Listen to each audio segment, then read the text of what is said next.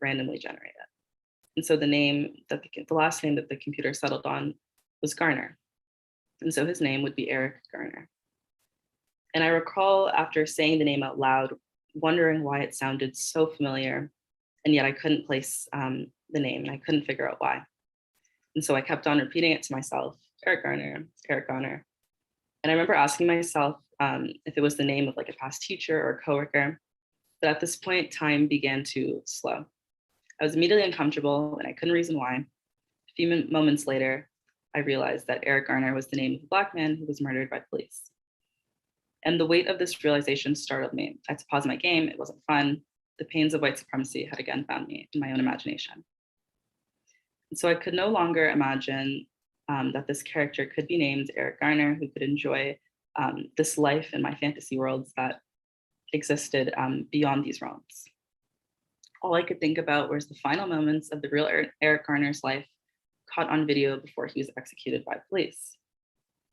The only version of Eric Garner I could see was one where a Black man was under the constant threat of death, as Sadia Herman puts it. Due to living in a white supremacist settler colonial society, death ultimately haunted Garner's life. His meaning was yoked to the ontological condition of Blackness. He did not have the opportunity to exist in freedom or justice because, as Frantz Fanon would note in Black Skin, White Knots on page 95, that his skin was marked as villainous and he was sealed into objecthood. In a way, I was slightly embarrassed that this realization had startled me so much. I then immediately thought of George Floyd because this, after all, was in a post-Floyd moment. Mr. Floyd, whose death was also commodified and held captive within a reckoning that was severely reduced to mere diversity and inclusion state officers. And actually, in revisiting this piece, I happened to have revisited on the 2nd-year anniversary of the death of Aloitoyin Salu, a 19-year-old girl who had been protesting for Black Lives Matter, who went missing after putting details of being sexually assaulted. And days later, she was found and she had been murdered, and a man had been arrested and had confessed to her kidnapping and raping her. And so in the aftermaths of post-Floyd, I recognized that Toyin's death immediately represented much more than a schism of individual human evils. Her death came immediately after an uprising where she was, along with others, were collectively mourning the murder of Mr. Floyd. And so ultimately, the racial capitalist heteropatriarchal state creates and sustains these conditions where Black life ends up meaning less than a $20 note. And so I recount my sort of mourning and me playing this game, and to sort of show how this forced me to take our contemporary reality seriously in ways that I wasn't thinking of necessarily before. A reality which requires that Black people die in order for the world to be alive. Black mourning under constant reiteration. A world married to greed and profit, sustained through land theft, genocide, and slavery. A world where people, companies, and organizations can make millions off of the deaths of Black men, Black women, Black trans people more broadly, Black life forms in general. Taking seriously this reality, which requires that Black people die in order for the world to live, I want to think about, for a moment, about these same anti-Black logics, which we've been speaking about, and contextualize how anti-Blackness guides other sites of crisis and public mourning, namely through the narration surrounding the Ukraine and Russian war, particularly concerning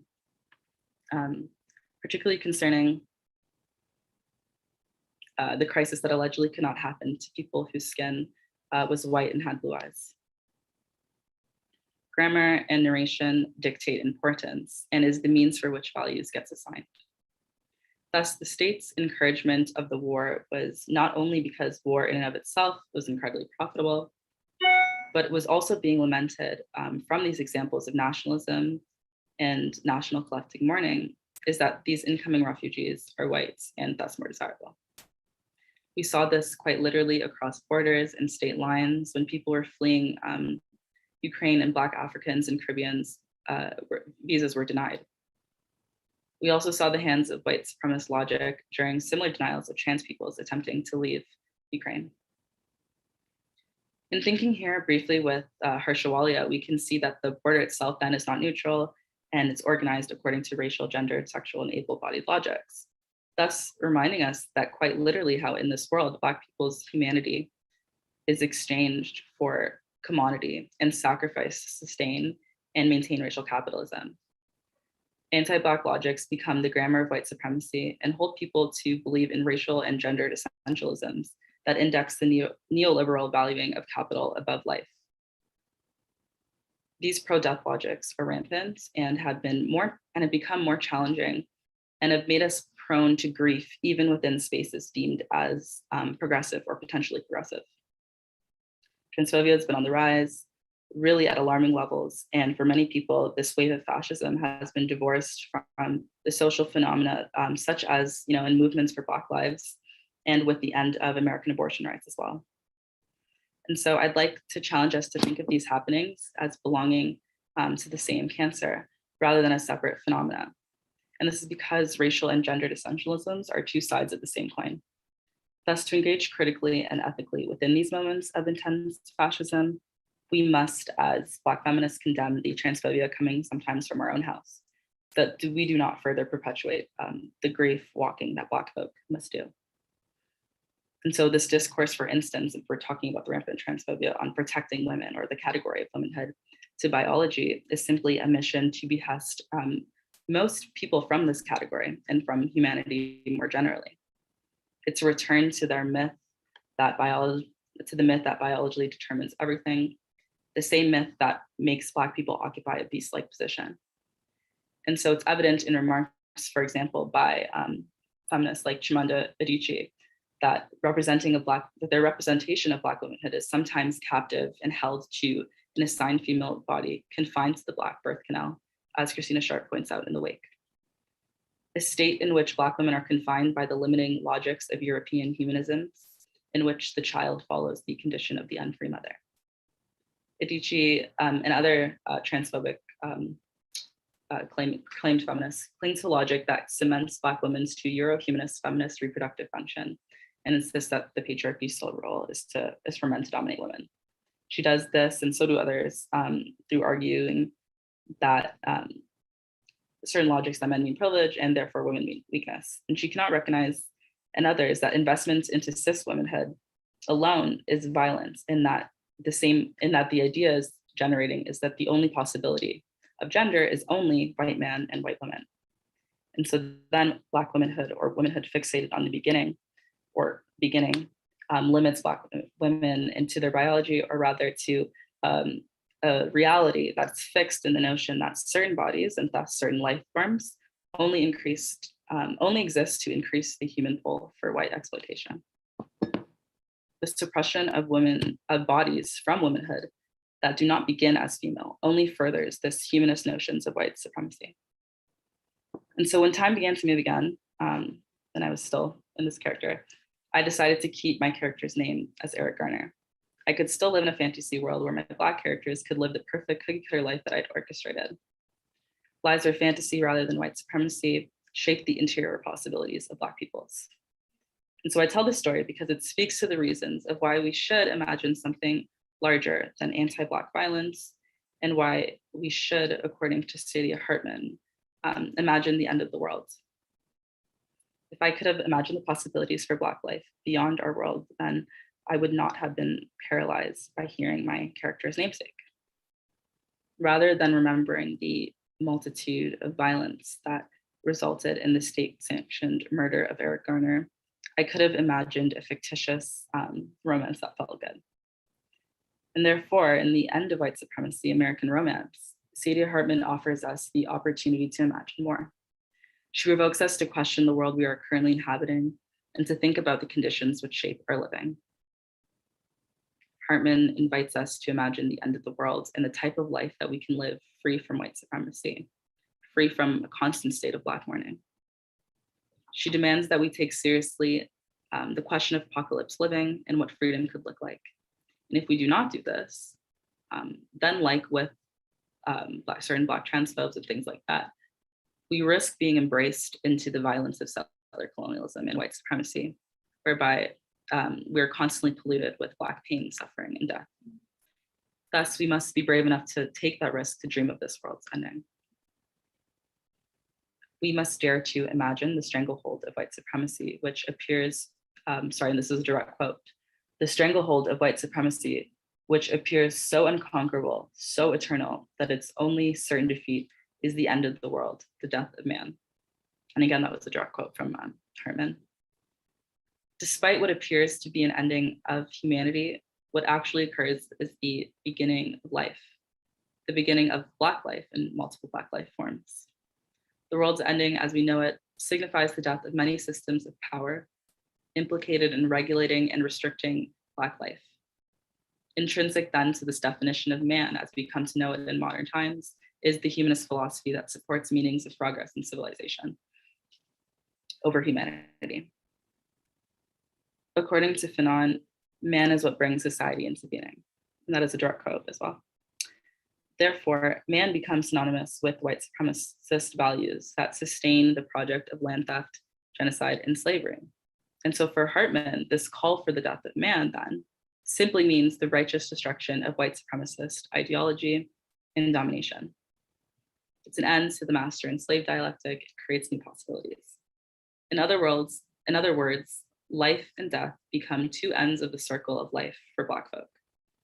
When man dies, Black people may finally live as self-determining peoples without fierce ongoing resistance. Moreover, Hartman offers us the end of the world to imagine freedoms. She demands for us to create an account about life and living and the realities we want to inhabit, and to think about these ethically in the engagements that we seek to make. While real life would not provide the fairy tale utopia of simulated dreams, a life defined by abundance rather than scarcity, or amends rather than imprisonment is possible. And thus, the end of white supremacy allows for our lives to be defined by hope instead of despair, as both imagination and activism allow for the victory of the formerly and remaining colonized subject. A life that does not have to be about survival, but can instead rejoice in an existence bound to sovereignty, where people choose to live good lives with each other.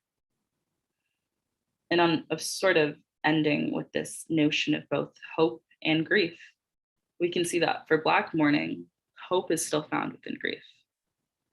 Black life forms have sustained collective grief since 1492, and throughout our struggles for freedoms and liberation, we have maintained our position on the dignity of our infinite forms and have hoped and known for a world not indexed by white supremacy.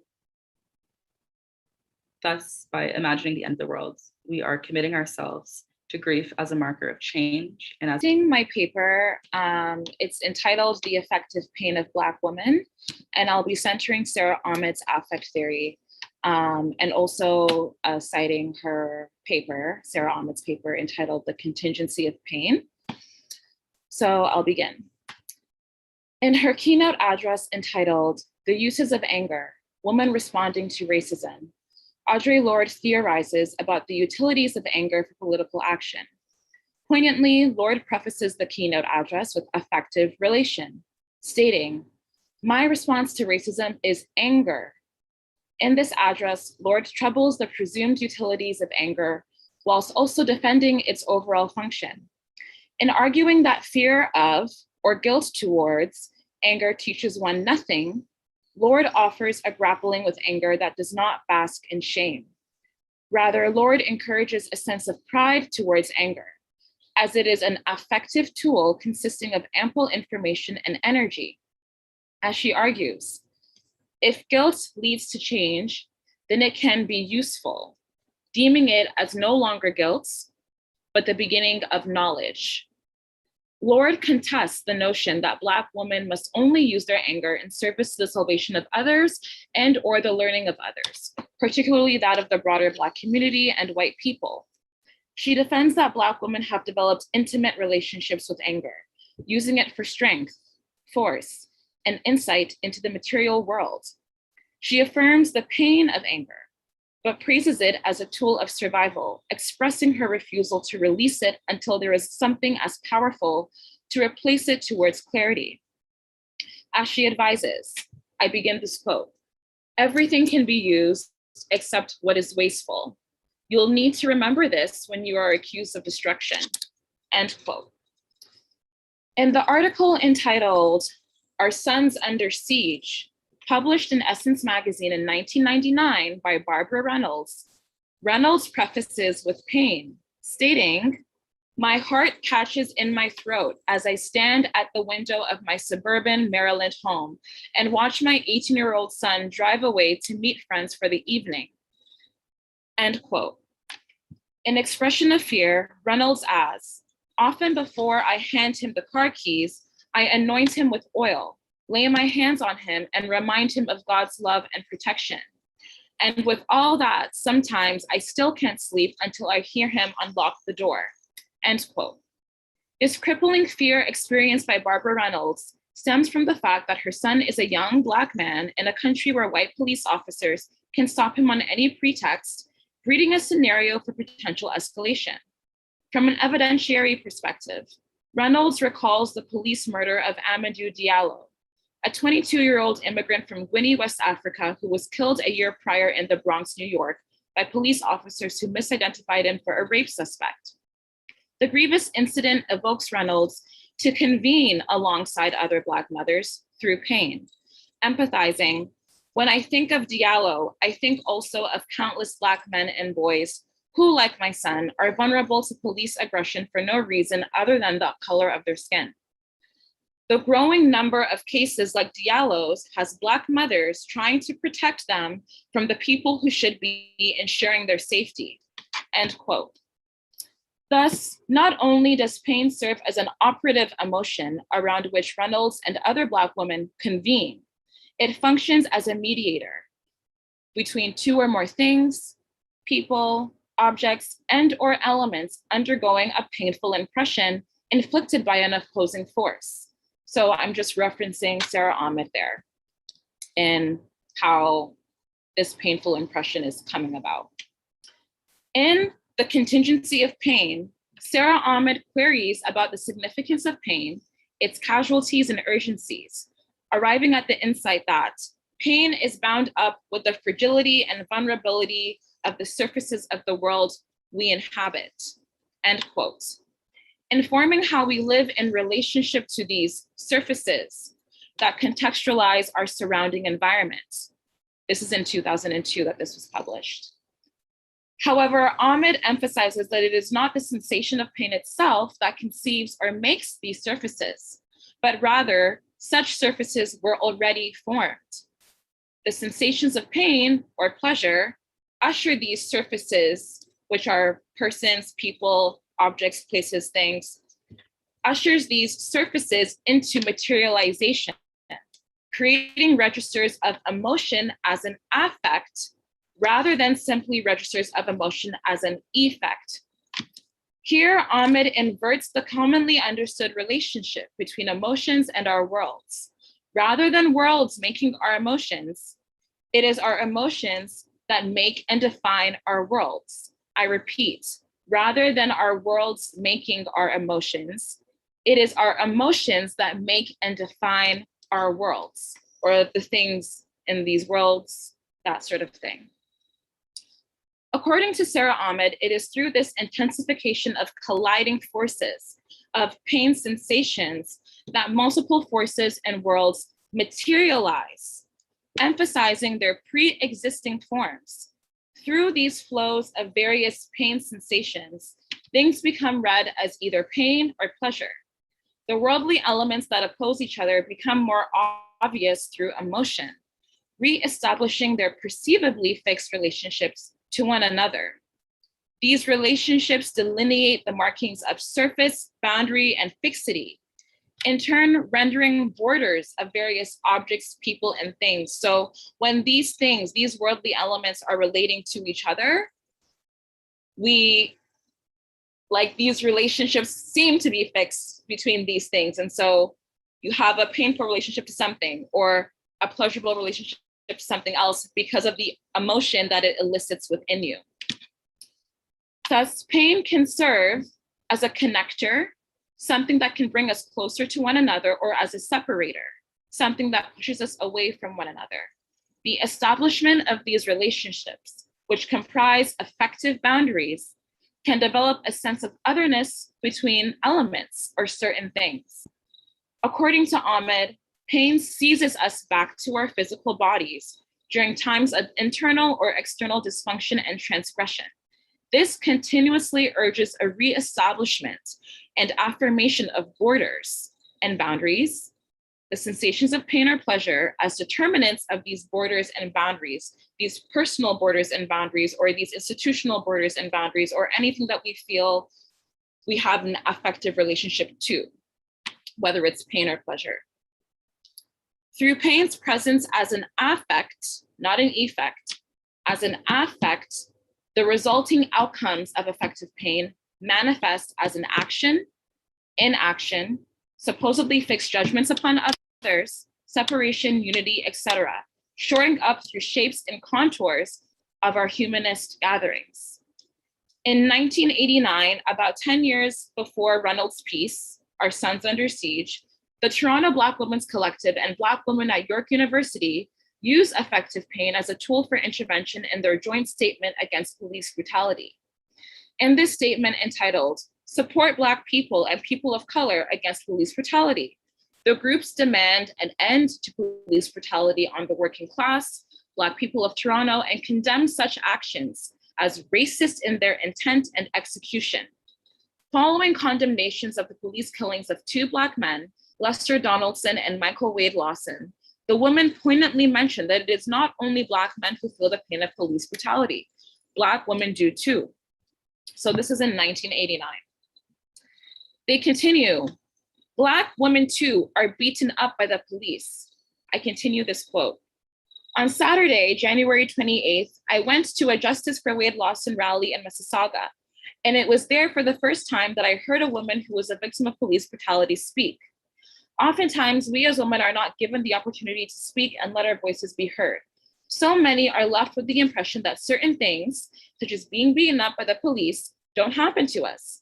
This is not true. We too get harassed and physically abused by the police. So this is coming out of the joint statement between the Black Women's Collective and Black women at York University in 1989. End quote. According to Judith Butler in her book, Precarious Life, grief furnishes a sense of political community by bringing to the forefront the relational ties that have implications for ethical responsibility and dependency. Precarious Life was published in 2004. And their calls for empathy and sympathy, a concept Ahmed describes as the sociality of pain. This arises in how these Black women's relationships to each other and to others, particularly those who bear witness to their pain and authenticate its materiality. It is an ethical obligation that arises through being and sharing personal affective landscapes with others. Continuously, pain animates the elements whereupon we converge or diverge, connecting us or separating us. Thus, in their statement, the Black Women's Collective and the Black women at York University offer a purview to an affective experience that demands a reckoning. It seeks external validation from the masses in regards to Black women's plight. So what becomes our ethical obligation to Black women? In their 1989 statement, the Black Women's Collective redressed their supposed loneliness of pain, imploring readers to bear witness to the pain felt by Black women victimized by state-sanctioned violence. They demand the recognition and authentication of their pain alongside that of their male counterparts, who garner far more attention and calls to action against the Black male plight. What remains ethical and necessary is to recall how the skin, the body, and other worldly surfaces within Black women's realities, their lives, came to be wounded in the first place. As urged by bell hooks, what remains is an ethical obligation to never forget the wounding, nor its historically embedded genealogies. And this is coming from bell hooks in 1989. As stated by Hooks, the task remains, I begin quote, to not forget the past, but to break its hold, end quote. Thus, and as prescribed by Ahmed, in order to break the bind of the past and resolve painful attachments, they must first be brought into the realm of political action.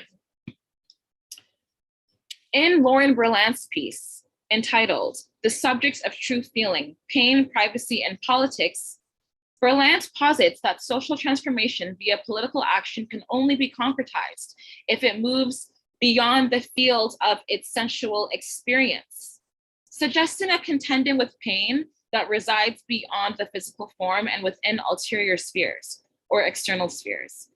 Contrarily, Ahmed argues that pain has to be read, while also acknowledging that pain relies on external elements that are not readable or not discernible in the pain sensation itself.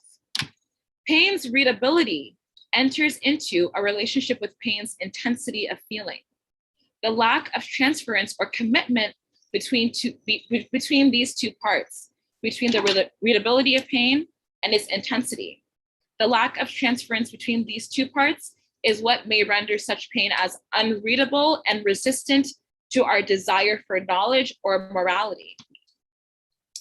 In the statement between the Black Women's Collective and Black women at York University, Black women claim their pain, redressing the supposed silence about their victimization to police brutality, and assume their rightful place as fellow victims alongside Black men. Regardless, the readability of Black women's pain is not determinant of its value, nor does it compromise or deny its authenticity and depth. The urgency of pain remains, as injustice in any form requires that someone or something is always at stake. Rather than singularizing or gendering who feels this pain within the collective, here the Black Women's Collective affirm pain in and of itself, acknowledge its existence at the level of those who feel, indiscriminate of gender. Once again, in urging a bearing of witness to this pain, the Black Women's Collective calls upon all witnesses, all readers, not only for an attentive listening, but also for a conscientious level of inhabitants in a world filled with painful collisions between surfaces, things, places, people. These are the collisions that arise in pain. In the article entitled "The Wailing Black Woman, Grief and Difference," Manushka Celeste utilizes the trope she calls the wailing Black woman to conduct an analysis on affective trajectories of Black mothers grieving publicly. This is coming from 2018. In questioning the potential intervention of Black women's affective labor, so emotional labor, Celeste forefronts affective possibility, shoring up a utility of affect and emotion that serves as an intervening tool. The wailing Black woman crystallizes the fact that it is not enough to console her, recalling Berlant's prescription that social transformation occurs beyond the sensual experience. The insufficiency of consolation also crystallizes the notion that the wailing Black woman's grief moves beyond herself and into her community. Conclusively, as a keeper of public memory, the wailing Black woman serves as a liberatory and activist act, urging viewers to imagine her pain, empathize, and identifying with it in order to urge political action and social transformation. As an affective emotion, Black women's grief is born of a suffering that derives from the death of loved ones, but remains situated in an enduring temporality of violent racial practices that entrap Black livelihood. In North America, Black women have called for a series of action items to be fulfilled by governmental powers in response to the aforementioned statements. One being that an independent civilian complaints commission be implemented to review charges of racism in the police force, police brutality, and police killings in Ontario. As part of the Women's Coalition Against Racism and Police Violence, the Black Women's Collective contributed to another joint statement issued by the Women's Coalition Against Racism in 1989, calling for police accountability. The statement details the manners in which the Canadian government has problematized affective emotion, criticizing racism rallies as sensationalist, creating divisions and polarization and provoking violent reaction in the community. End quote.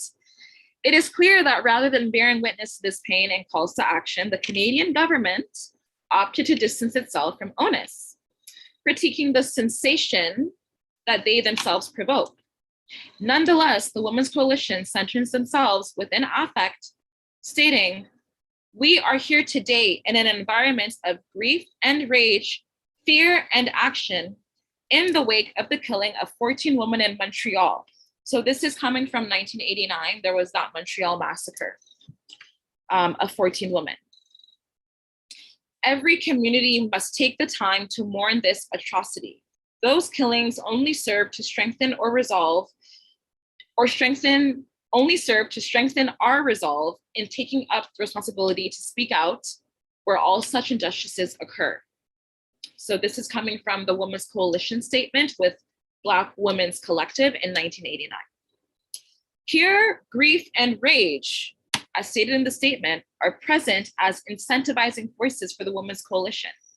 They defend sensationalist behavior demonstrated through protests and insurgencies as vessels for unity amongst all who believe that the Black community is entitled to their calls for police accountability.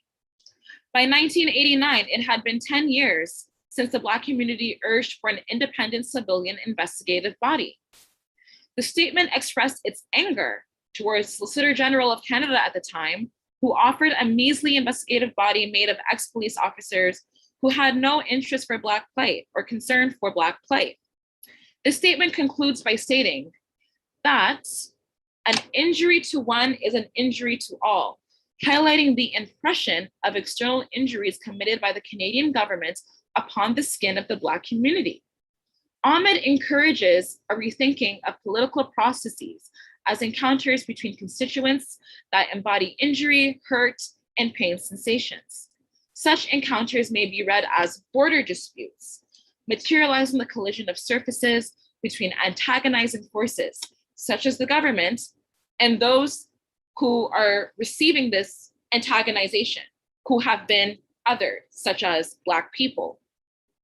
Essentially, it is the ever-presence of affective emotion that amounts in such collision of surfaces and worldly frictions, as affective emotion already enters the political landscape through human interaction, leading to material effects.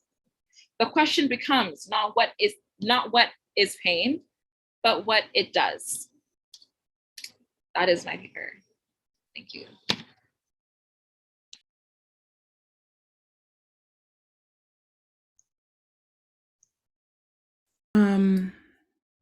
So thank you so much to all of the organizers for hosting us and creating this space where we can sort of carefully engage with one another today. And also thank you to my co-panelists, Mackenzie and Michelle, for sharing your papers today.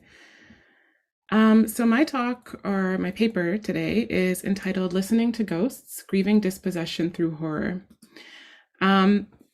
It is sort of more of a set of methodological questions about horror, anti-Blackness, and grief than it is an analysis or answers to any questions. It is sort of a bunch of questions that are yet unanswered, and a bit of a departure from my regular research. So I hope that we can have a conversation about it later and discuss. But I consider the following questions in this talk. So how can horror serve as a tool to express and process collective Black grief? How can horror as an analytic and site of cultural production bolster our understandings of anti-Blackness in the afterlives of slavery? And how might works of horror engage in radical storytelling that serve to open liberatory spaces of possibility for Black life? And so I hope to use this time with you today just to offer some of my preliminary thoughts and early thoughts on these matters. And yeah, hopefully we'll have a discussion. But in order to structure my talk, I'll move through a series of 5 vignettes that are drawn from visual artist Wangechi Mutu's short film entitled Nguva. And it's a film that I think defies genre, but I'm working with it as a piece of horror today. And I'll use each scene in this short film as a starting place to discuss some of the sort of key points of my talk. So Wangechi Mutu is a Kenyan contemporary visual artist who's known for her collages, sculptures, films, and immersive installations that grapple with questions of gender, Blackness, monstrosity, identity, beauty, power, trauma, And her work is she's often referred to as an Afrofuturist artist, but much of her work features elements of horror as well. And of her own work, she writes, quote, "I mix tragedy and horror with things that are seductive for the eye because they always come together in nature." So scene 1, horror. So the film Nguva opens with the sound of a scream and the moving image of a black mermaid underwater. The vignetting of the shot draws the viewer's eyes to the center of the frame. The image confronts the viewer, setting the context for the remainder of the film. As a genre, horror is often ignored as a generative site of analysis through which we can interrogate and challenge anti-Blackness and the grief that it generates. But as many scholars have pointed out, horror, including my co-panelists, horror, like grief, is political. Horror texts are reflections of our social world. And when I say text, I mean broadly: films, images, literature, scholarship.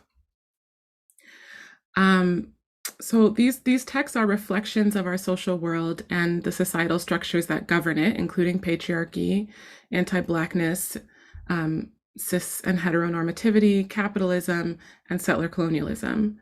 If we take the quintessential ubiquitous zombie film, for instance, this is a horror trope that illuminates society's fears of contagion, right, of death and capitalism.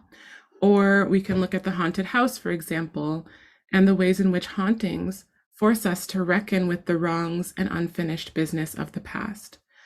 So horror as a genre doesn't shy away from exposing the realities of our social world. Instead, it confronts us with the very things that at times provoke the most fear.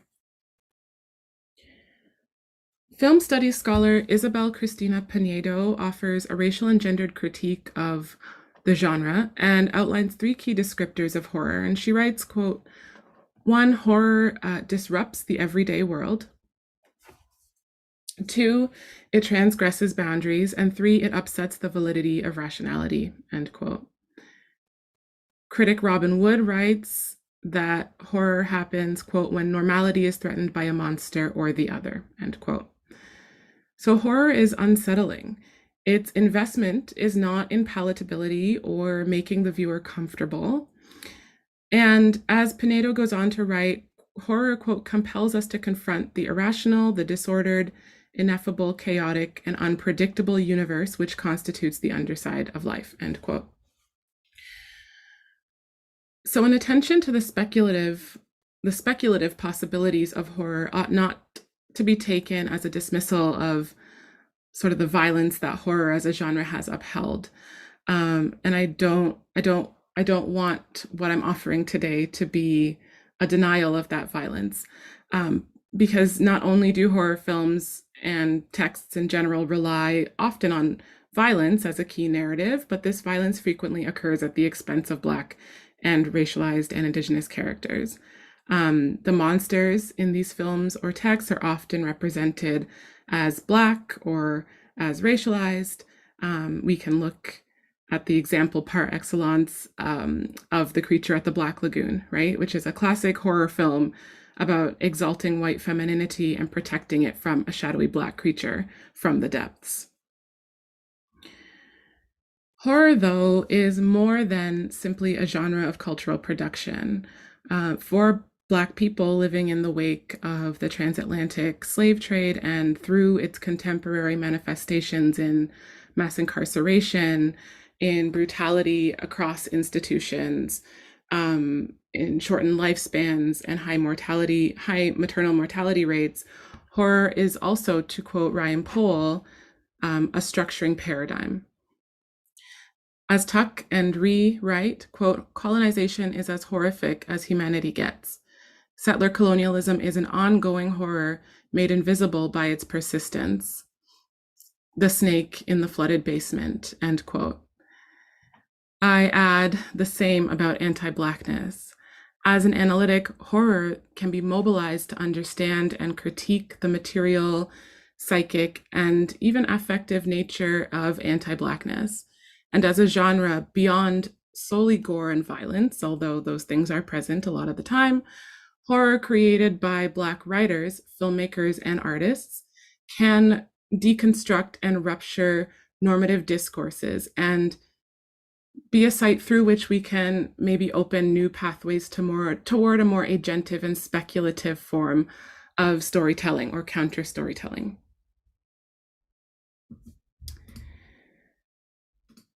In the second scene of Nguva, the viewers met with a shot of a shrouded person walking along a beach at dusk, right at the place, as you can see, where the ocean meets the shoreline. As they walk, they appear in duplicate, slightly ahead of themselves, almost appearing to emerge out of the air or out of the sand, and their clothes are sort of billowing in the wind behind them. From the viewer's perspective, it's not immediately clear where this figure's destination is, and it's reasonable to wonder if they'll appear back where they started and haunt their same steps over again. This is scene 2, grief time and grief space. I meant to say that. The space where the water meets the shoreline has been a focus of Black Studies scholarship. It is a place that Stephanie Smallwood calls the literal. It is an interstitial geography. It is simultaneously land and sea, always changing, always in process. But as decolonial and Black Studies scholars tell us, both the land and the sea are marked by these long violences of colonization and enslavement. The literal is a space that is marked by loss and what Hartman calls, quote, an interminable grief, end quote. And this grief connects the past and the present. Hartman asks, quote, how might we understand mourning when the event has yet to end, when the injuries not only perdure, but are inflicted anew? Can we mourn what has not yet ceased happening, end quote. Because of the ways that Blackness is understood to be marked by the rupture of the transatlantic, as well as, well, I'd say, which includes an imposed kind of kinlessness, grief is part of the vocabulary of diasporic life, and that's from Hartman. Grief is part of the vocabulary of diasporic life. Similarly, in a really well-known New York Times article about the murder of Emmett Till, Claudia Rankin wrote quite clearly, quote, the condition of Black life is mourning, end quote. Indeed, both Hartman's text and Mutu's film demand that we consider grief not only in the context of the spatiality of this scene, but its temporality as well. In Mutu's film, as the figure walks along this interstitial space where the ocean, where the water meets the land, she disrupts what we know about time and space. In this space of grief at the literal, the figure's movement creates a disturbance, a temporal disturbance that ruptures the linearity of time, demanding that we consider the relation of past, present, and future to this space. And in doing so, she disrupts as well that which deterministically condemns Black subjects to endless future death and endless future grief.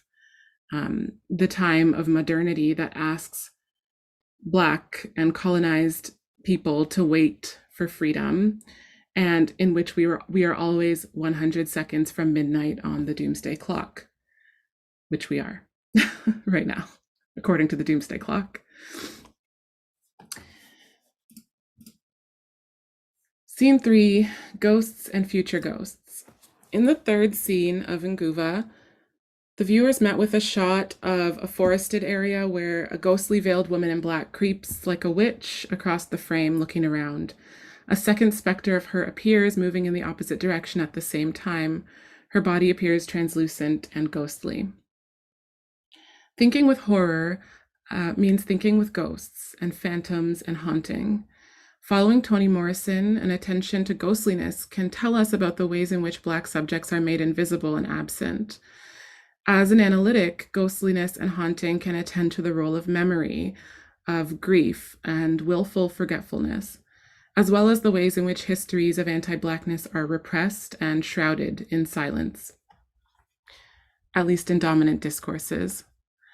For Gordon, Avery Gordon, and others, haunting, ghostliness, and spectrality as analytics all attempt to apprehend that which has meaning in the very fact that it is invisibilized or absented.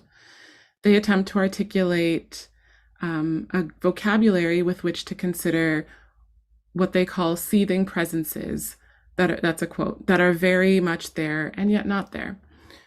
Haunting captures the ways in which forms of social violence, too, that have been obscured, make themselves known when something thought to be in the past comes bubbling back to the present. Settler colonialism and anti-Blackness as systems of domination that traffic in death and dispossession fears ghosts, but also produces them. And ghosts demand to be acknowledged.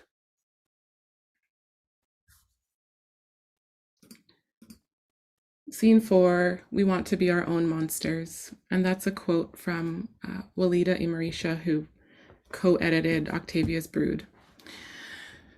The next scene of the film, cast in red, starts with a close-up of indiscernible, undulating movement. As the shot widens, the viewer sees that the movement is a body, a person, moving, dancing, writhing. The scene is unsettling, and long strands of hair seem to drip off of this figure's hands, and they smile and grimace, and their eyes are wide. And from the viewer's perspective, it is impossible to discern in which direction this figure is actually moving. Are they moving forward or backward through time or space? It's impossible to tell. The image slowly dissipates. Horror is also the realm of monsters. Anathema to the human, the monster is a creature that creeps in the shadows and is the perpetual threat that lurks in the unknown, in closets, under the bed, in the wilderness, perhaps, threatening disarray at any moment. Barbara Creed, who famously wrote about the monstrous feminine in the context of horror, noted that the central function of the monstrous figure is to create the encounter between order and that which threatens order. Unable to gain access to modernity, the monster remains always on the outskirts, on the outside, perpetually fixed in pre-modernity, outside of the realm of rationality, reason, or rule within, again, dominant discourses. And so in Mutu's film, this encounter with the monstrous is staged against the backdrop of the land and water, the land and water, and it is this figure, this Black feminine figure, that threatens to dissolve the stability of the world. However, in the space of this short Black horror film, what does it mean to threaten to dissolve the stability of the world when order and stability as we know them are products of liberalism and late capitalism and modernity and anti-Blackness? Can we, to quote Spillers, claim the monstrosity in order to rewrite it? And as Fred Moten writes, quote, objects can and do resist, end quote. Monsters, I suggest, do too.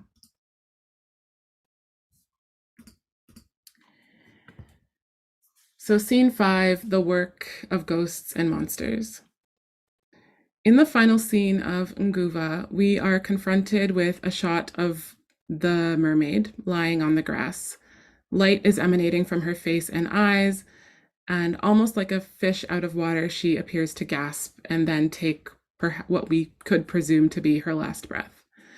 The film fades to black, and her image remains burned on the screen in negative. What will happen to her now that she's been made a ghost? Will she haunt the land and water seeking retribution? Revenge is a common horror subgenre. The revenge plot can be a generative place to express and theorize collective grief, anger, and desire for freedom in the realm of the speculative.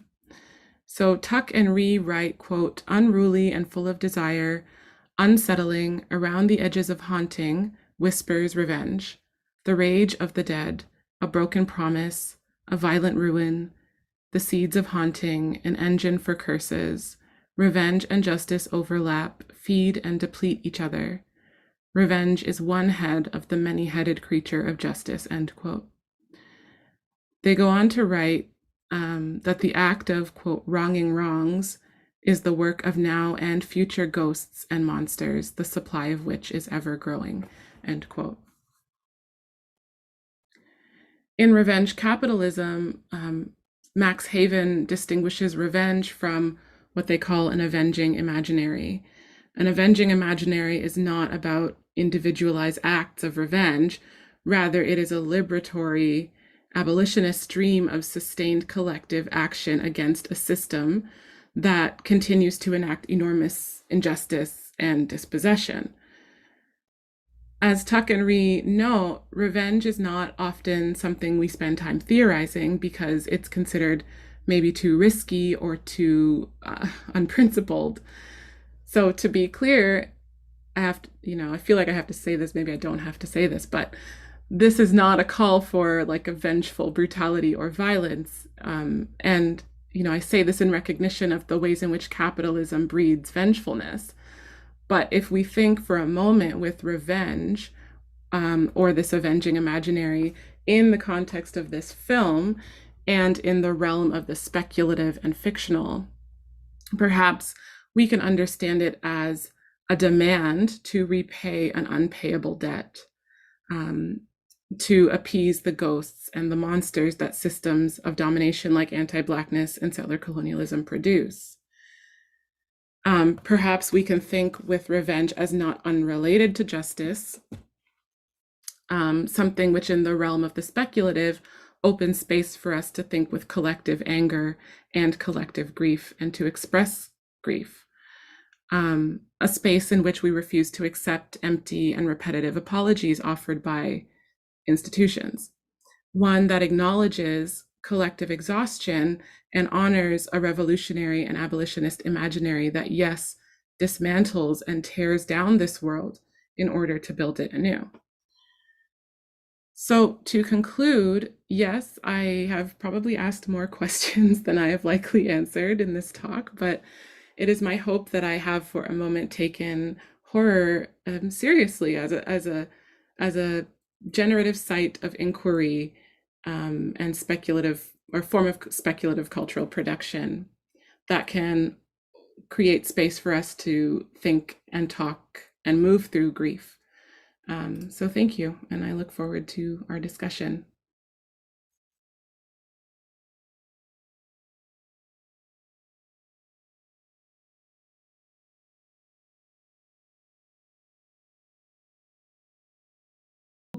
This conference invites us to think of grief as an affective landscape in relation to loss and maybe even a radical affective source for change. My research focuses on the denial and repression of grief. So it's when loss is historically erased, politically denied, and collectively repressed. Does grief disappear, or can it be found in unusual places? So one of the foundational texts of Turkish literature, Yaban, the translation, there's an English translation with the title Stepmother Earth, begins with a mystery. After the Battle of Sakarya, which is a foundational moment and narrative for the Turkish nation state, it was fought against the Greek army. The enemy army, it's quote, the enemy army left in its wake a vast, desolate wasteland. Anatolia has been torched. The War Crimes Committee is searching among the ruins for the burned skeletons of civilians when it comes upon a tattered, charred notebook, the contents of which are presented in the novel. The committee asks local villagers about what happened to the men who had penned the notebook. Nobody knows. The officer is taken aback by villagers' apathy. How is that possible, he asked. How could you not know what happened to someone who had been living among you for years. End quote. How does one not know what one ought to know is an essential question in trauma theory. Difficult pasts that have been shaped by war, violence, and genocide create fractures in the individual and collective memory, as well as psyche, in many different ways. But it is not the fracturing or the fragmentation of memory in the aftermath of a traumatic experience that creates a traumatic void between what one ought to know and what one does not know. Rather, it's a rupture between a traumatic event and its meaning.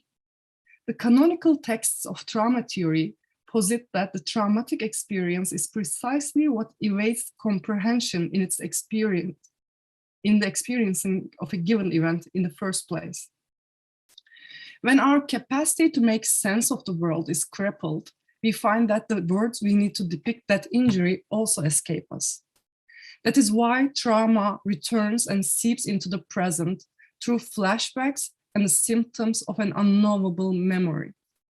Quote, what returns to haunt the victim, end quote, Kurt argues, quote, is not only the reality of the event, but also the reality of the way that its violence has not yet been fully known, end quote.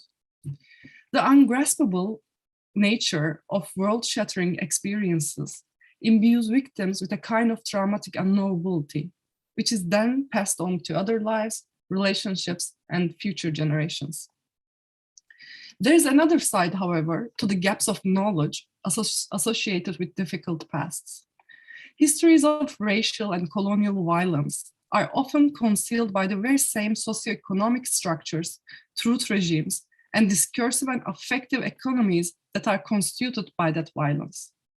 How or whether those histories are remembered or forgotten by individuals and collectives depends heavily on the social, economic, and affective investments of those parties in the present-day realities shaped by those histories.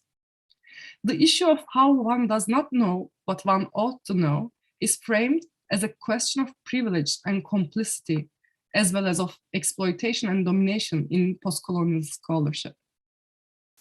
As such, gaps in knowledge about difficult pasts cannot be explained away as the result of accidental omissions, epistemic oversights, or collective amnesia.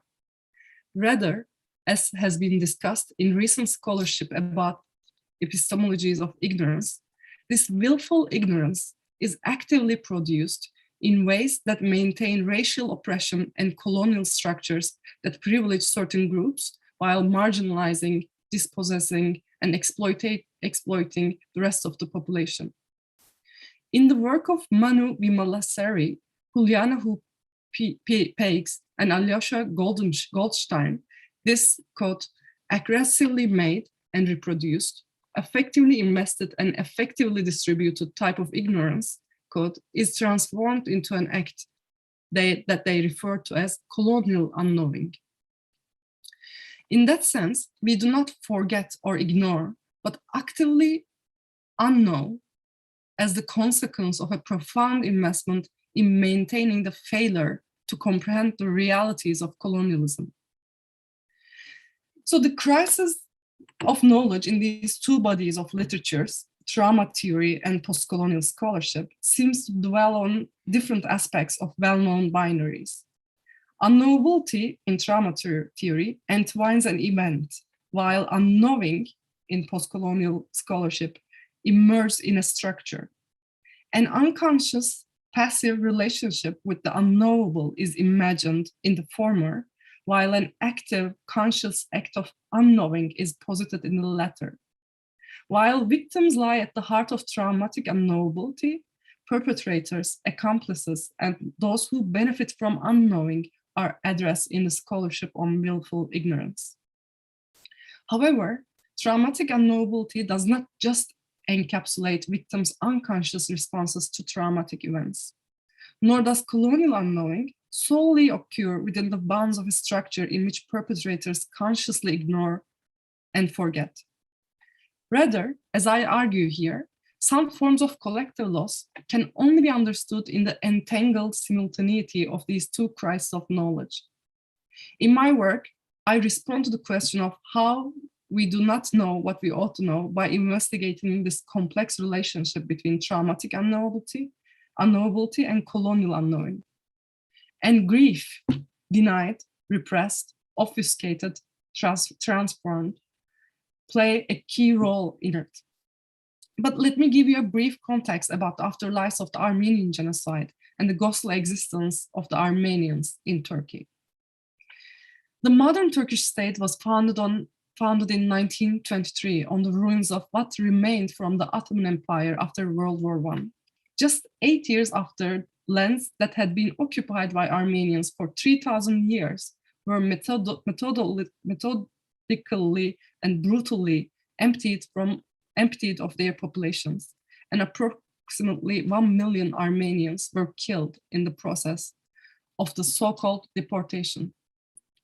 The historical overlap of the Armenian genocide with World War I, as well as the many other catastrophes that Ottoman society experienced during the collapse of the empire, provide fertile ground for the unknowing of the Armenian genocide.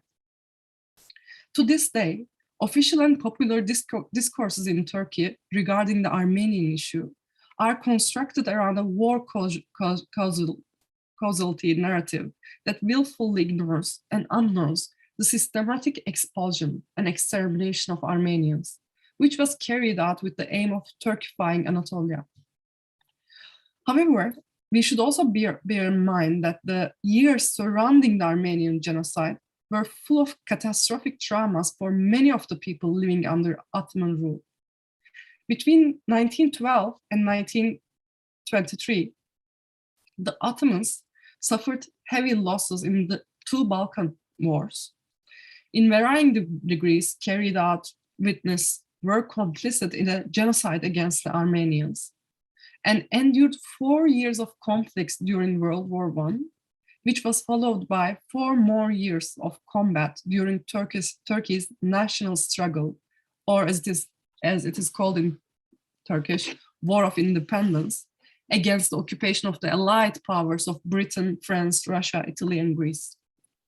It should be expected that such catastrophic, almost apocalyptic trauma would deeply wound the people's collective memory.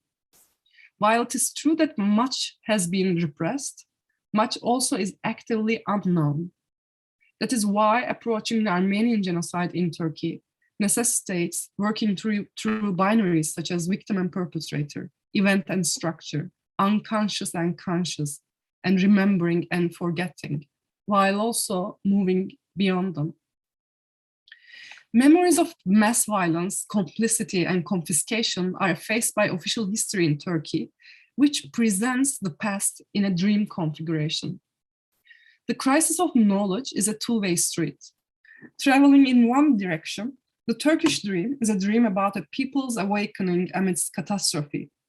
It's a dream reproduced in the present of the liberation of Anatolia from the allied powers and a people's remaking of a country for themselves from the occupied remnants of the Ottomans through anti-imperial armed struggle. In the other direction, the erasure, denial, and repression of every dream and catastrophe that predates the Turkish dream is maintained through an aggressively made and reproduced, affectively invested, and affectively distributed form of ignorance, colonial unknowing. What happened to the 2 million Armenian inhabitants of Anatolia? What happened to Assyrians, Chaldeans, Yazidis, who settled in the neighborhoods, villages, and houses that were emptied of their inhabitants? The settler colonial and genocidal complicity in the Turkification of Anatolia is obfuscated in the Turkish dream of national awakening. All that took place before the awakening is buried in the unknowable depths of the sleep prior to it. Through a close reading of Turkish literary texts, my project follows the traces of what remains and in remaining continues to find ways to make itself be heard and seen in the spaces between the fictional and factual, personal and social, public and private. Today, I do not have time to analyze novels, but I want to take you now back to the novel I mentioned at the beginning of my talk, to just provide one example of maybe where to look or how to search for grief after colonial erasure. Yakup Kadri's Yaban, dated 1933. In Yaban, the genocide of Armenians has already moved to a state of repression. There is no mention of the Armenians. It has been 17 years now. There's no mention of the Armenians, nor the Armenians' claims of massacres in this text. The narrative takes place in a remote village in central Anatolia in the days of national struggle. While the Armenians are completely erased from the narrative, Turkified Anatolia resembles nothing like the dream that the official Turkish narrative promotes. Rather, Anatolia is depicted as a panorama of anguish. Quote, hewing with secret sorrows, this ground upon which we live will either swell and burst open, or it will collapse, caving in on itself with a terrific roar, end quote. So what secrets does the ground carry? Which sorrows does it hide? The narrative does not really tell us. But the interpretations of Yaban in Turkey seem to have a consensus about the theme of the novel. It depicts the agony of the Turkish intellectual who confronts the reality of Anatolia and Anatolian people, the villagers. But I believe there is more to it. In 1921, Yakup Kadri had participated in the investigations of the Tetkik-i Mezalim Heyeti, Committee of Investigation of Atrocities, with Halide Edip and Yusuf Akçaa, two other writers. So right after the Greek army retreated, and 6 years after the Armenian genocide, Yakup Kadri was in Anatolia. At the time, he wrote a short article in a newspaper titled "To the People of the Villages which were Burned by the Barbarians," which I find very important in terms of also understanding his novel Yaban. In the article, he's directly addressing the Anatolian people, depicting his agony about facing them in the aftermath of such a catastrophe, war, the Greek army has caused, the catastrophe that the Greek army has caused. But the words of Yakup, but the words he picks, the tone of the letter, the feelings he expresses are one of bewilderment. Anatolian people look like, quote, the specters of the gone generations who returned from hell, end quote, to the writer. For me, he writes, quote, you are fossils that came out from the bottom of the earth, end quote. The encounter with the destitution of the Anatolian Turks, what he calls as the worst disgrace of his life, leads him to say, quote, in this moment, I sense something that resembles to despite and rage in my heart toward all of you, end quote. He continues, quote, I'm scared of you. I'm scared of you like a murderer is scared from the corpse of the man he murdered. Even the thought of your 3-year-old kids leaves me without audacity and courage, end quote. As seen in these sentences, the affective experience of witnessing here, the grief turns into horror, disgust, rage, so fast in the lines. And there seems to be something unsettled and excess in what Yakup Kadri depicts. What is a fear associated with 3-year-old kids? Who do the villagers look like? Why do the villagers look like specters of the gone generations to the writer? Or why does grief turn to rage so fast? How does disgrace lead to such fear? The article doesn't tell us. But through research, we know that. In 1914, so 7 years, 6-7 years before Sakarya battle and Yakup Kadri's visit to the region, more than 100,000 Armenians lived in Ankara and its regions where the novel took place and Yakup Kadri visited. The Armenians were spread across 88 towns and villages of Ankara. There were 105 churches, 11 monasteries, and 126 Armenian schools, and a lively Armenian life in these places. So Haymana, Mihalchik, and Sivrihisar, where both Yakup Kadri and his protagonist Ahmet Celal visited, included Armenian inhabitants. Through Armenian testimonies, we are able to follow how thousands of Armenians were forced to Eskişehir train station when the deportation decree arrived. And here they were divided into two groups, one that were put onto the wagons, and the other group that was forced to a death march towards Silistra. From both groups, only a small number survived. We also know that some groups of Armenians never made it to the train station. They were executed in their own villages. So then, can we expect that the excess in Yakup Kadri's words, the depictions of Anatolian and Anatolian Turks, comes from the repressed memory of the Armenian genocide? In his depictions of horror that stems from facing Anatolian Turks destitute, are there also the horrors of the Turkification of Anatolia? In the disgust and fear the protagonist attaches to the bodies of the villagers, are there signs of an anxiety of proximity for being too close to the ghosts of the Armenians? I don't have any time left. I don't have any time to analyze the novel or the Yakup Kadri's letters. But I argue that the depictions of Anatolia in Yaban and in many other Turkish literary texts do carry signs of this proximity, being too close to the ghosts. So the specters of the gun generations, or another quote, the fossils that came out from the bottom of the earth, or the ashen earth rotting on banks and congealing, a landscape that is hewing with secret sorrows that the narrator feels will either swell and burst open or collapse, caving it on itself with a terrific roar, are depicting layers and layers of catastrophe inflicted on Anatolian soil. Because when the loss is historically erased, politically denied, and collectively repressed, the unnarrated traumas reflect and transfer their horror onto the landscapes where they were inflicted.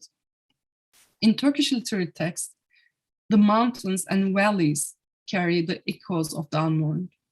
The rivers flow with the memories of the blood spilled. Between traumatic unknowability and colonial unknowing, the landscape knows and remembers the Armenians. After colonial erasure, the dreams, nightmares, and ghosts, as well as wishes, desires, fears, and horrors that appear in the texts, carry signs of what is rendered spectral between Turkey and its history, or between today and history. And grief itself is a specter there. It exceeds language, refuses endings, and unsettles meanings, and waits for recognition. Thank you. So, the title of my talk today is Grieving a Future, Russian Colonialism, Kyrgyz Poetry, and the End of Times. Today, I'd like to raise the following question. What does it mean to grieve a future?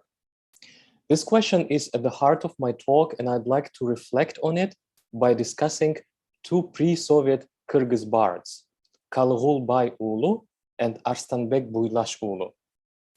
These bards lived in the 19th century when the Russian Empire was expanding its influence towards Inner and Central Asia. Both of them are known for being critical of the growing influence of Russia. Put simply, Kalğul and Arslanbek saw the advance of Russia as a sign of an upcoming apocalypse. Since these bards passed away before Russia began actively colonizing Kyrgyz tribes, To be precise, Arslanbek passed away at the early stage of colonization, but Kalıgul died much earlier. Anyways, many Kyrgyz people today believe that Arslanbek and Kalıgul were clairvoyants, people with extrasensory capacities who predicted the Russian colonization of Central Asia, the subsequent collapse of the local forms of life, as well as the challenges of modernity. Scholars of Kyrgyz literature would tell you that Kalıgul and Arslanbek are prominent representatives of a pre-Soviet tradition of Islamic apocalyptic poetry, which is called zamana. And the word zamana derives from the Arabic word zaman, which means time or epoch. Now, zamana is a poetry of grief and mourning. But since zamana bards such as Kalıgul and Arslanbek sang about the events to come, their grief did not focus on the troubles of the past or present. Rather, it was shaped by a conception of distant but profoundly abject future. Apocalypse is not a popular topic today in the social sciences, in anthropology or sociology, and God forbid, political science. Today, however, instead of dismissing Kalıgul and Arslanbek as examples of reactionary romanticism or religious fanaticism, I'd like to draw on their poetry to reflect on apocalyptic sensibilities as an ethical resource for contemporary times.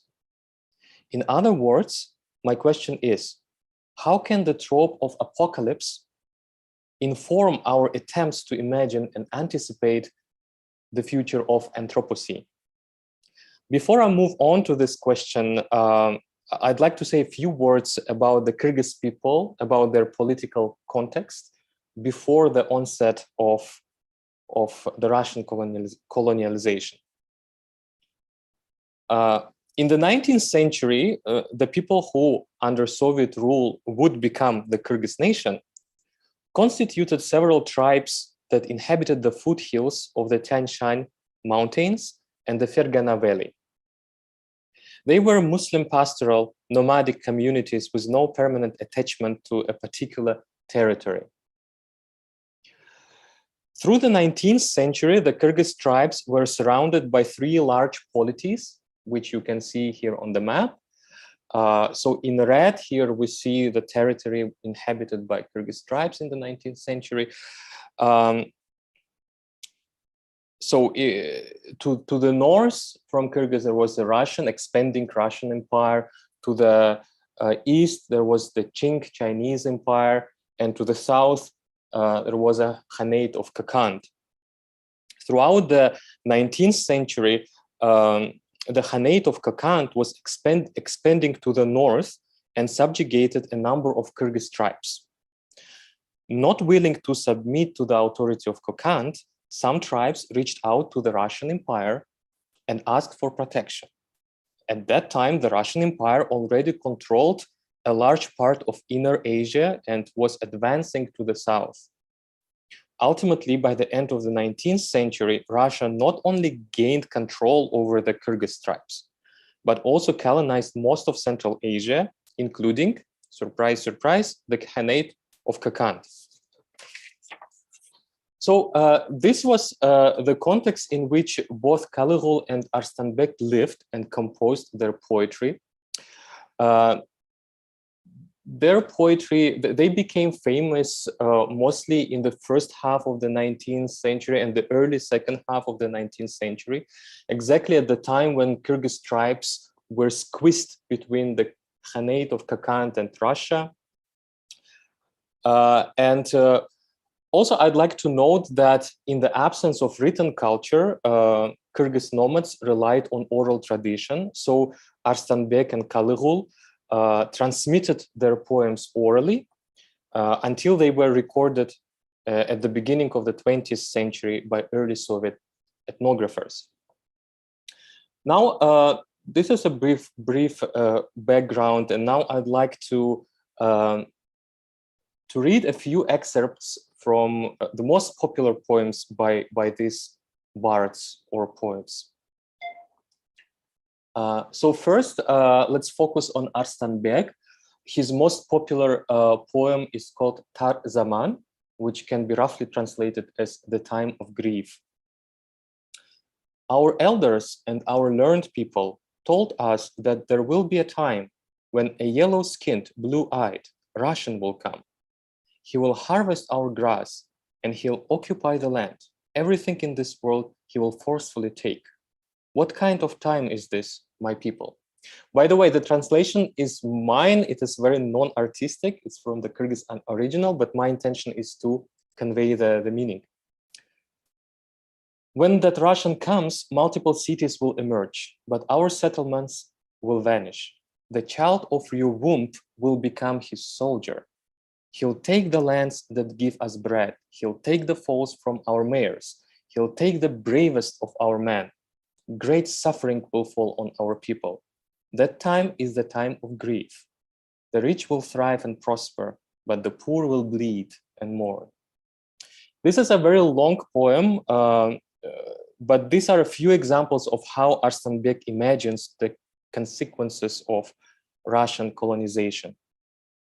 Describing the future dispossession of Kyrgyz people, he anticipates profound transformations of their form of life.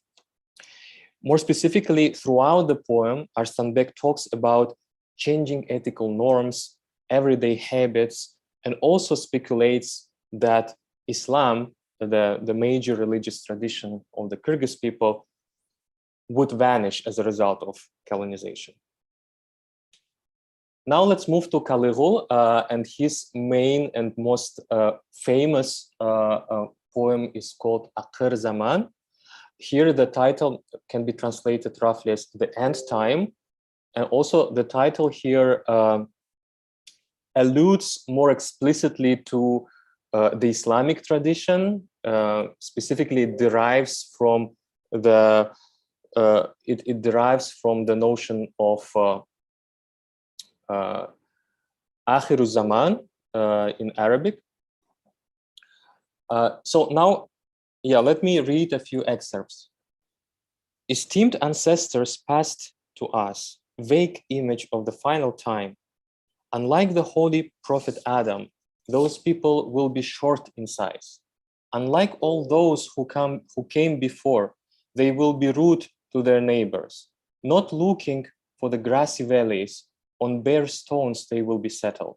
They won't hear each other's howls. The coming is the time of deafness. Their toils will see no end. The coming is the time of haste. Their mullahs will fade away. The coming is the time of weak religion. They will forget to fast and pray. The coming is the time of shallow faith. We now are destitute, but they'll be better off. Just watch this epoch pass tomorrow.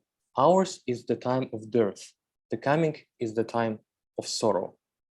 Here we see that Kaligul gazes at the future in light of both the time immemorial of the prophet Adam and the mid-19th century of the pastoral Kyrgyz. While mourning the upcoming social transformations, unlike Arslan Beg, Kaligul notes that the final time will bring mass literacy, new consumption opportunities, and better life standards. These things are things that most 19th century Kyrgyz people, of course, could not even dream about. However, insofar as Islamic ethics and the local form of life have to be sacrificed, Kaligul sees such rearrangement as nothing more than dearth exchanged for sorrow. What is more intriguing, Kaligul expresses genuine curiosity about this dreadful future. Here is an excerpt from the same poem. No time is like the end time. If we could see it, no regrets. But our life is brief like rain. We'll never reach the end time anyway. To sum up, as you can see through their poetry, both Arslan Beg and Kaligul anticipate and grieve the colonial future of their people. What I find remarkable here is that neither of them speculates about possible solutions to the upcoming problems. Instead, both poets mournfully accept the future collapse of their world. But note that Caligul not only accepts the future apocalypse, he is also curious about it. He regrets that his life is too short to let him be a witness of the end time. I'll return to this point in a moment. As I noted earlier, apocalypse is rarely a research topic in the social sciences. And this is strange, given that we have never been as close to the end of times as we are now today. Now we are facing the ever-present danger of nuclear war, unequal distribution of violence around the globe, the increasing scarcity of natural resources, the increasing dependence of capitalism on resource extraction and sustainable warfare, the climate change, antibiotic-resistant bacteria, the sixth extinction, and the list goes on. These dangers are widely discussed today, but the mainstream discourses approach them through either denial, like denial of climate change, or hope, like hope for finding a universal solution to all these problems. In fact, the aspiration to solve the challenges of modernity is so popular that it has already become profitable. Think of electric cars or the whole industry with the tag eco-friendly. Among possible solutions, people mention new sources of energy, bio and geoengineering, artificial intelligence, climate engineering, colonization of other planets, and so on and so forth. While I don't want to dismiss the importance of building more sustainable forms of life, I'd like to stress that the current search for solutions is not taking place in a political vacuum. Instead, it is taking place within a geopolitical structure that, to quote the political scientist Jairus Grove, renders some forms of life principal and other forms of life useful or inconsequential, end quote. I'd like to further draw on Jairus Grove and argue that we inhabit what he calls savage ecology, an ecology where, I quote, the benefactors of the world's greatest minds searching for breakthroughs in neuroscience, artificial intelligence, space exploration, and even climate engineering are primarily the martial divisions of the world's governments, end quote. In such a world, survival is inevitably a right of a privileged minority. And this brings me to my main point. Instead of relating to the future of Anthropocene through denial or hope, I prefer to follow Arslan Beg and Caligul and accept that a collapse of our world as we know it is inevitable. Denial and deceptive hope then can be replaced by grief. Grieving a future requires a pessimistic standpoint, but such pessimism, I suggest, is not a manifestation of political laziness. Rather, it can shape more mature ways of grappling with the horrors of Anthropocene and of anticipating possible post-apocalyptic futures. To quote Grove again, an apocalypse is always more and less than an extinction. And whatever makes a life out of the mess we are currently in will depend in some ways on how we come to understand our contemporary condition, end quote. Jairus Grove argues for the importance of affirmative approaches to apocalypse. Being affirmative means pessimistically accepting our apocalyptic condition while remaining attuned to and invested in possibilities of post-apocalyptic futures. I argue that Grove's sensibility resonates with Caligul's tragic curiosity. While Caligul does not speculate about a post-apocalyptic future, he is genuinely curious about the end time. For him, the inability to witness the end time is profoundly, tragically regretful. To sum up, I have put Jairus Grove, contemporary political scientist, into conversation with pre-Soviet Kyrgyz bards. While Grove elaborates his pessimistic approach to apocalypse by drawing on post-structuralist thinkers such as Deleuze and William Connolly, Caligul and Arslan Beg draw on the Islamic tradition and the experiences of the 19th century Kyrgyz. As such, the example of these Kyrgyz bards shows that pre-modern experiences, traditions, and theologies warrant our attention as valuable ethical resources for thinking about our future. Like Grove, Kalahul, and Arstanbek encourage us not to self-deceptively dismiss the possibility of apocalypse, but to face it. So if you feel it's becoming too heavy, feel free to step away.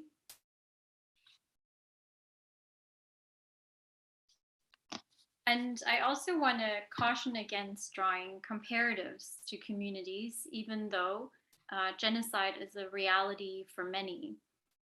While our racialized histories may be bound together by oppression and resistance, there's much needed centering of non-Western, indigenous, Black, and Tamil readings of how affect, such as pain, is perceived and processed, who is allowed to grieve, and who writes on this, and whose proximity to events is privileged in past and present. As such, this work is indebted to the theoretical groundwork laid by Alexis Pauline Gumbs, Robin Kimmerer, Tyson Juncker Porta, Christina Sharp, and others who position their approach towards mapping intimacies outside, near, or despite the limited possibilities which capitalism offers. For my presentation, I wish to pose a few questions around the ethics of art and memorialization to disturb our field of view, which is often created for us by media representation and state communication. In my presentation, I propose that protest is a form of gendered and raced grieving, and that the Gardner Expressway in particular was a site of memorialization for landless people. My presentation is aligned with existing research, which concludes that racialized youth engaged in protest are often sought out to be criminalized in the media and state narratives, and thus deemed not worthy of historical consideration or archival presence. Having reached out to the Ontario Archives about the lack of materials on the Tamil community, I was told to seek out and compile my own. When I pressed as to why the European community is well represented in their archives and not subject to the same assignment, which I personally found exciting, I was met with silence. So in this work itself seeks to then contribute to the larger global narrative emerging around memorialization and archives in the form of monuments, street signs, and museum collections, which choose to celebrate the architects of genocide, settler colonialism, slavery, and their productivity. In what ways has this forceful critique against and disruption of colonial continuities then created space to consider how memorialization by those affected may look like? What public grieving, both meanings of the term, could allow to come to the surface? And in which ways the loss of land or disappearances of people complicate such attempts to unearth painful histories. My positionality is entangled in this exploration of the themes as a Tamil person who fled the war and has inherited a history through the generations, knowing violence and racism against Tamils on the island, meaning that each generation can recall a pogrom, war, or mass violence in their lifetime alongside the impact of colonialism. Due to decades of war, disappearances, and genocides, as there were more than one, entire communities have only lived in trauma. Mourning in the Tamil community has a long history, and its logic defies that of Western colonial notions of affect and grief, which are often timed. This work is also part of a project that I'm undertaking, which looks at race and colonial and capitalist aesthetics, in particularly in and around racialized people.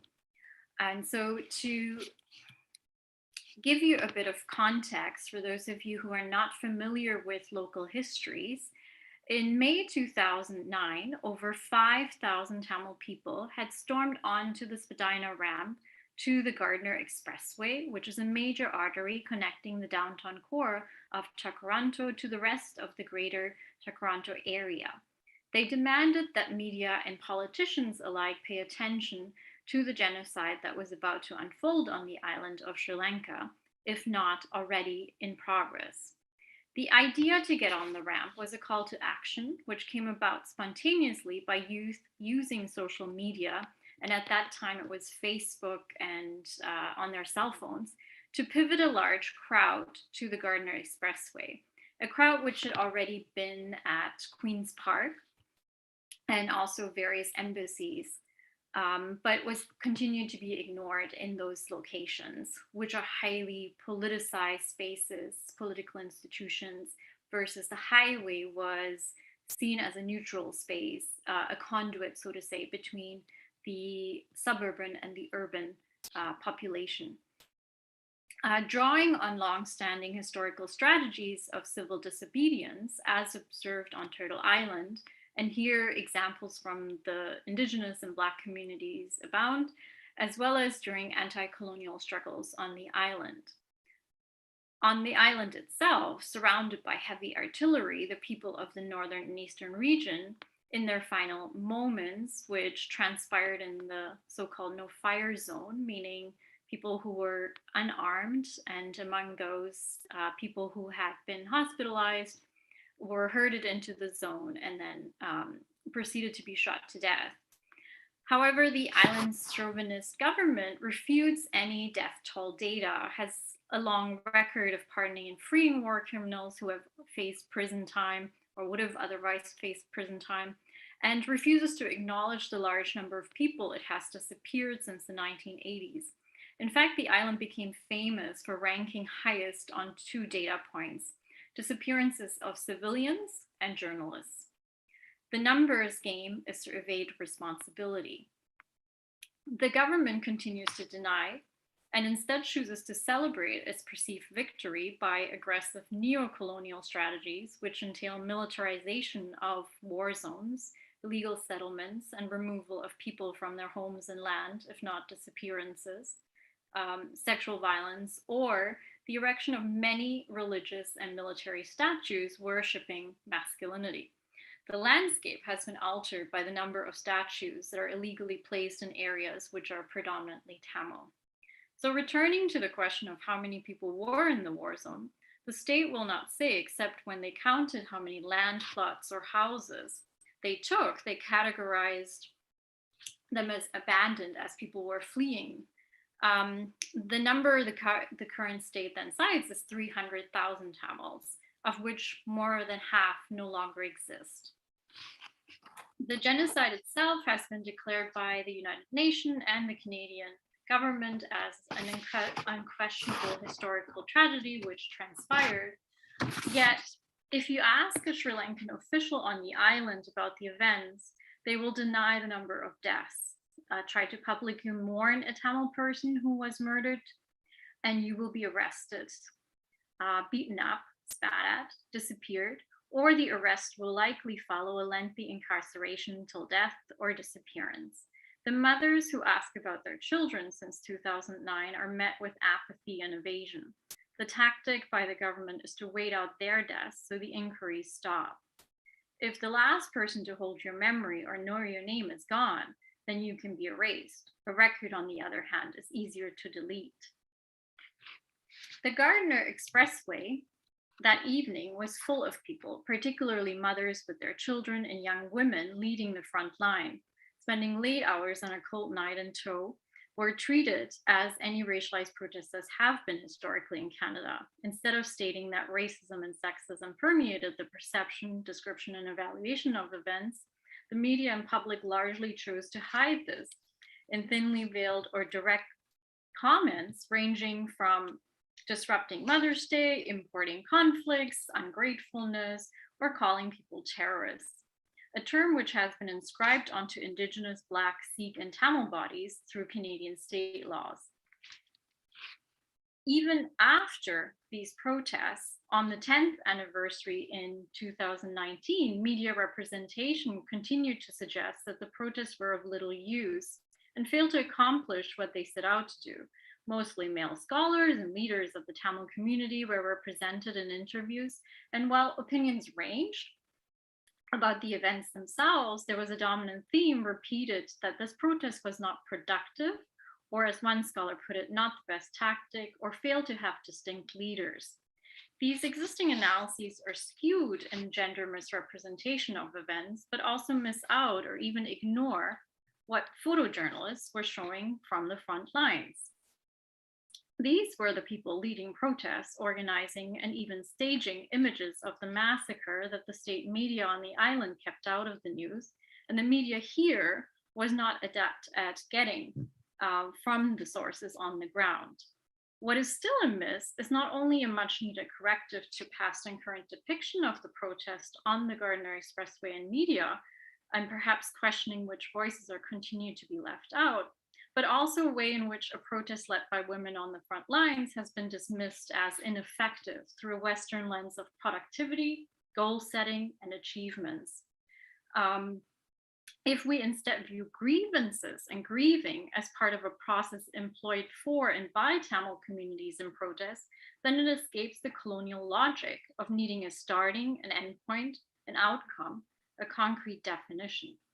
However, mourning in the Tamil context is a continuous act that is alive, moving, shifting, and passed on through different generations who have faced violence. As Jeffrey Scare explains, to create memorials is a communicative act. So the act of communicating itself is part of the memorial.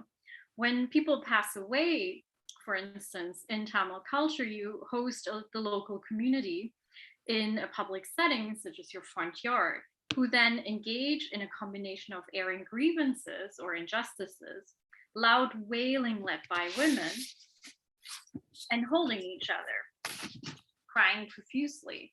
The first step of grieving is protest, or put in other words, the acknowledgement of a wound and injustice. How do you hold the tension of not being allowed to mourn or even speak the names of people or ask for bodies of the dead when you have experienced the violence? What happens when you can't even take the first step to grieving at the site of trauma? In this image, which is meant to call attention to the injustice transpiring, you see women engaged in a reenactment of events as they were unfolding.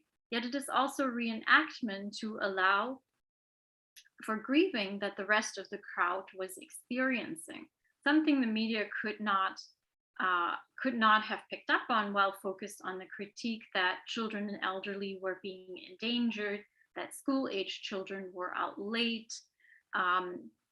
Considering that the performative aspect was for and by the Tamil community, and the utilization of media to communicate with other displaced Tamils was not considered as an angle in the assessment of events.